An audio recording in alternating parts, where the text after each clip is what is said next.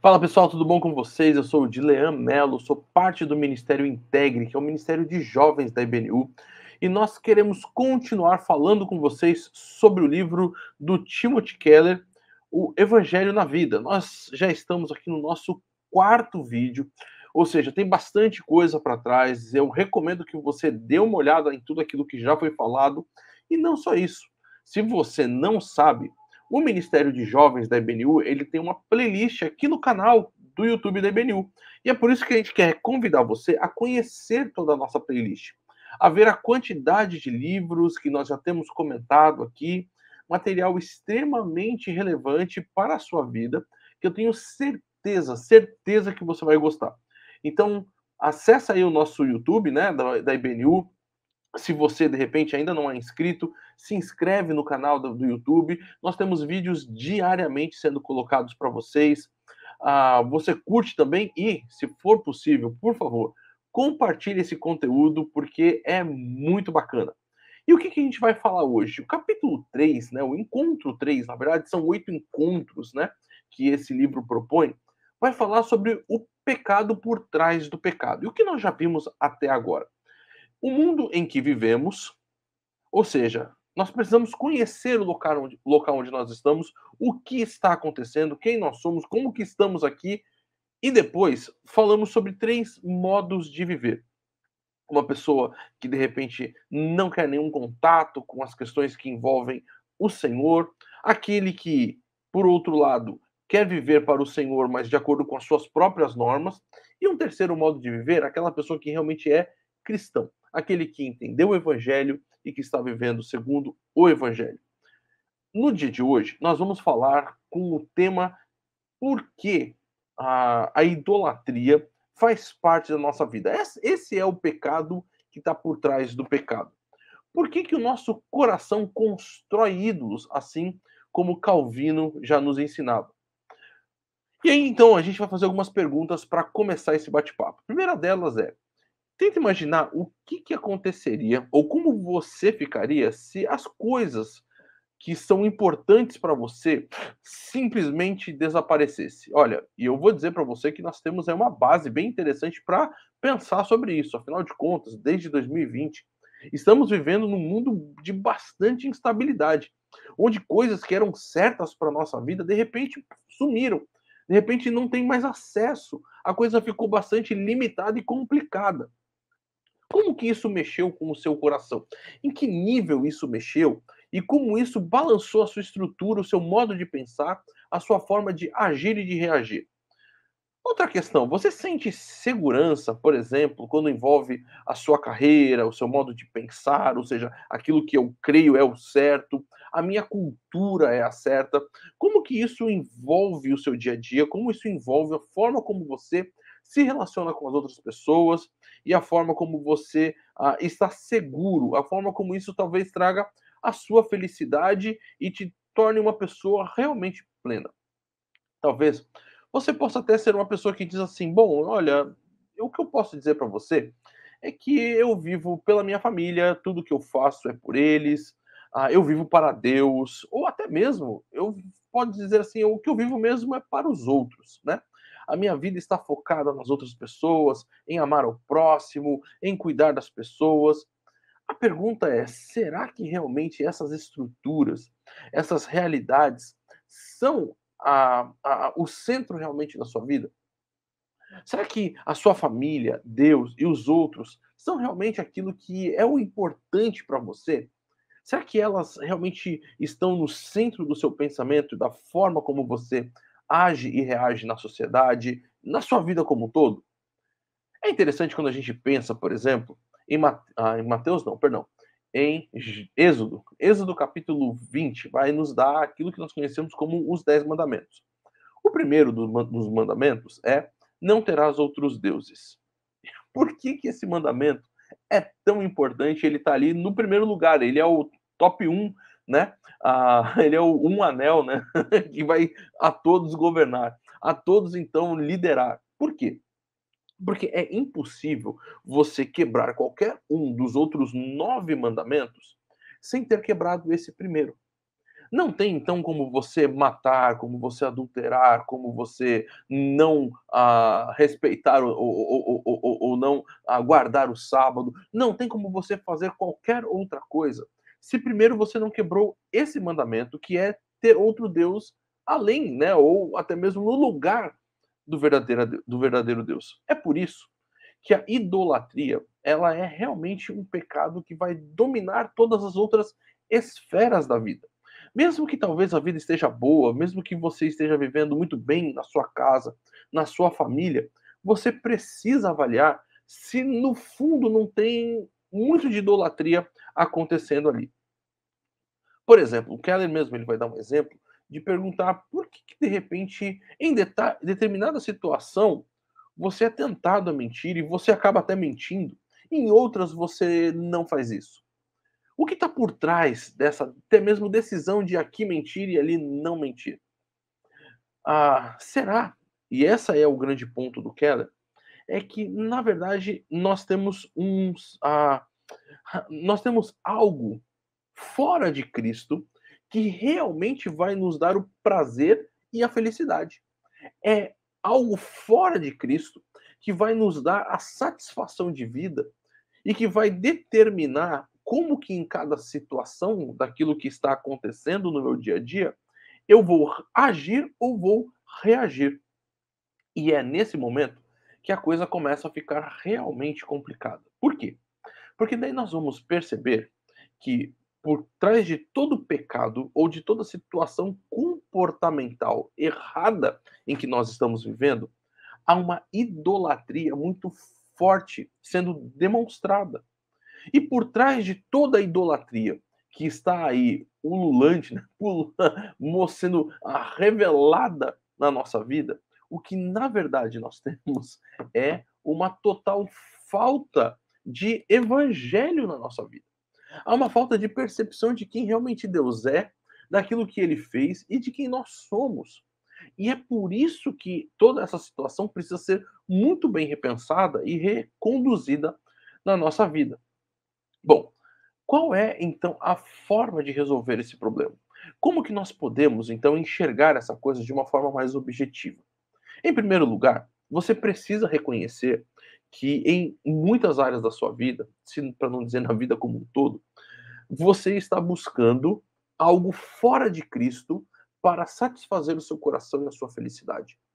Algo que você está dizendo assim: "Não, Cristo não é capaz de me satisfazer completamente e eu preciso então encontrar essa outra realidade". Vamos fazer algumas perguntas aqui, que o Timothy Keller mesmo propõe dentro do seu livro para avaliarmos essa realidade? Olha só a primeira pergunta: qual é o seu maior pesadelo? Ou seja, com o que você mais se preocupa no seu dia a dia? Quais são essas questões que têm invadido o seu pensar e que têm te deixado talvez meio atordoado, sem saber direito como agir e como reagir, porque aquilo talvez até te trave, te impeça de, de avaliar outros ângulos e até talvez quando outra pessoa vem e te traz uma outra opção de forma de avaliar aquilo, isso te deixa extremamente revoltado, porque você travou, você só vê que aquela única opção é a realidade. Aquilo tem te deixado atônito, com pesadelo e com impossibilidade de agir. Uma segunda pergunta é: no que você mais confia na sua vida? O que realmente você busca quando as coisas estão complicadas? O que você realmente tem colocado ah, como o seu porto seguro? E muitos vão dizer até coisas como, por exemplo, a minha família ou a minha igreja é o meu porto seguro. Será que ali você realmente tem um porto seguro que traga tudo aquilo que você precisa para a sua realização? Uma terceira pergunta é: o que faz aumentar a sua autoestima? Isso é algo que tem acontecido bastante. As pessoas estão aí buscando aumentar a sua autoestima e elas precisam então de alguma coisa que faça com que elas se sintam plenas, se sintam preparadas, se sintam capacitadas, porque elas têm percebido ou têm se sentido, né? Aquela famosa história do copo meio cheio ou copo meio vazio. Tem alguns que não conseguem nem ver o copo meio vazio, eles veem que o copo tá só 1/10 cheio, né, que o copo tá praticamente vazio, que na verdade só tem um pingo lá dentro do copo, né. E aí então elas precisam de alguma coisa que vai fazer com que encha o copo. E o que é que você busca quando essa situação está acontecendo? O que faz aumentar essa tua autoestima? O que de fato você espera da sua vida? Então, quando você olha e tem aquelas perguntas interessantes, né? Desde quando a gente é criança, vem alguém perguntar assim: e aí, o que você vai ser quando crescer? E aí, isso parece que nunca termina, né? Porque daí a gente vai crescendo, e aí algumas pessoas vão falando: bom, como você se vê daqui 5 anos? Perguntas que geralmente são comuns, por exemplo, quando a gente vai fazer uma entrevista de emprego. E a pessoa está perguntando: como você se vê daqui 5 anos? Como você se vê daqui 10 anos? O que você espera da sua vida? E uma última pergunta, que eu acho bastante interessante, é: o que de fato faria você feliz? Talvez você está buscando um monte de coisa, você está fazendo um monte de coisa, a sua agenda está completamente lotada, você não tem tempo para mais nada, mas você já parou para avaliar o que realmente, de fato, faria você feliz? Será que toda essa loucura do dia a dia tem trazido para você felicidade? Tem trazido para você satisfação? Tem trazido para você algum senso de realização? Ou você continua só numa bola de neve louca que está descendo a montanha e você nem sabe onde vai bater no final das contas?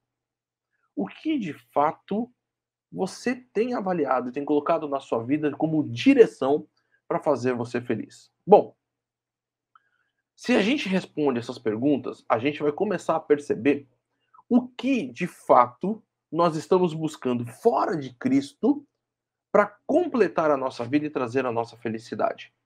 E aí, quando a gente então avalia essas questões, a gente precisa voltar para a abordagem do Evangelho e como essa abordagem vai realmente nos dar direção.